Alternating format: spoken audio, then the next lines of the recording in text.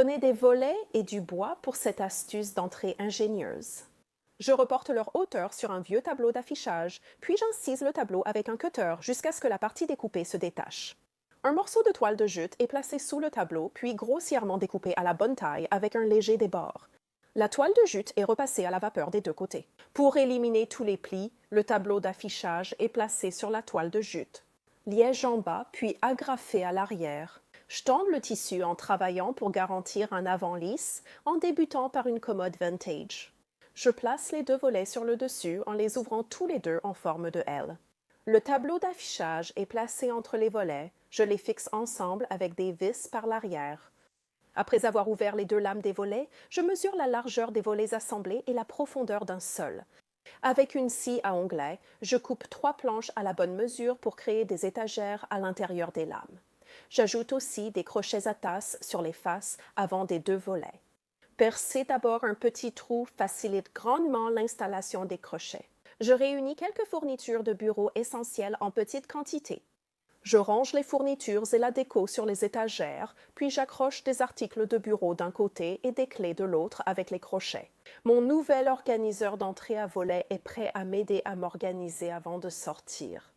Les volets offrent une étagère réglable idéale, sans fixation murale, rendant cette idée parfaite pour les locations. Et avec tous les crochets pratiques en place, attraper un stylo pour écrire une note ou prendre les clés en sortant devient un jeu d'enfant. J'adore vraiment mon organiseur à volets, qui serait aussi une excellente addition à un bureau, un coin téléphone ou n'importe où vous le souhaitez. J'ai pris un rouleau de papier de reçu, j'ai commencé avec une chute de planches de cèdre 1x6 et je l'ai poncé avec du papier de verre grain 150, puis j'ai pris un morceau de métal de récupération et j'ai utilisé une pince coupante pour le découper, juste un peu plus court que la largeur de la planche. Puis je l'ai peint à la bombe en noir et je l'ai laissé sécher. Je l'ai découpé à une longueur similaire à celle de la cheville en bois. La prochaine chute, c'était du cuir. J'ai découpé 2 petits morceaux, je les ai pliés en deux et j'ai trouvé des ressorts dans mon tiroir à bricoles, puis je les ai placés sous le cuir. Et j'ai vissé tout ça. Enfin, j'ai prépercé des trous dans la pièce en métal, puis je l'ai vissé sous la planche. Et maintenant, j'ai le tableau parfait pour laisser des messages, des listes de tâches et des rappels comme celui que je viens d'ajouter. J'ai récupéré cet ensemble de grands volets sur Facebook Marketplace et voici comment je les transforme en quelque chose à la fois beau et fonctionnel. Je les ai coupés en deux, retiré les clous et nettoyés. Même si j'aimais leur aspect rustique, j'ai choisi de ne pas les peindre. Je les ai vissés ensemble avec les 2 pièces les plus hautes à l'arrière, en prenant soin de prépercer avec une mèche. Et puis je les ai fixés avec 3 vis de 5 cm de chaque côté, et j'ai laissé les 2 pièces ouvertes à l'arrière. Ainsi, j'ai pu facilement ajouter les planches et transformer ces vieux volets en étagères. Tellement facile. Lors de votre prochaine visite chez Walmart, achetez un tableau d'affichage encadré pas cher au rayon fourniture de bureau. Prenez un morceau de tissu de récupération qui soit au moins de 3 pouces plus grand que le tableau d'affichage de chaque côté. Une fois que vous avez découpé le tissu, retournez le tout à nouveau pour que le tissu repose sur le dessus du tableau. J'ai trouvé un produit sur Amazon qui est une astuce incroyable pour le rembourrage. Ces clous de tapissier sont vendus en longues bandes reliées avec un trou tous les 5 clous. Prenez une de ces bandes et placez-la le long de l'intérieur du cadre du tableau d'affichage. Ensuite, prenez un des clous séparés, placez-le dans le trou de la bande technique et enfoncez-le doucement avec un marteau. Maintenant, retournez le tableau, enroulez le tissu autour du cadre jusqu'à l'arrière et collez-le sur le cadre avec un pistolet à colle chaude. Assurez-vous de bien tendre le tissu autour du cadre pour qu'il n'y ait pas de zone de lâche. Après avoir collé tout un côté, laissez sécher puis coupez l'excédent de tissu qui n'est pas collé. Continuez ce processus tout autour du cadre en repliant les coins au fur et à mesure et en coupant l'excédent de tissu.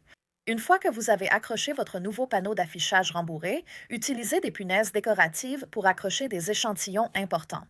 Des photos de vos proches, des notes de rappel pour vous-même ou votre famille et tout ce qui vous inspire. Pour vos futurs projets, j'espère que cela vous a inspiré à prendre un simple panneau d'affichage en liège, à lui donner un aspect décoratif avec des chutes de tissu et cette astuce de tapisserie. Vous voudrez acheter du grillage à poules en voyant combien il organise parfaitement votre vie. Je choisis un panneau pouvant être entièrement recouvert de grillage à poules avec une marge pour les bords. Je découpe le grillage à poules du rouleau dont j'aurai besoin plus tard.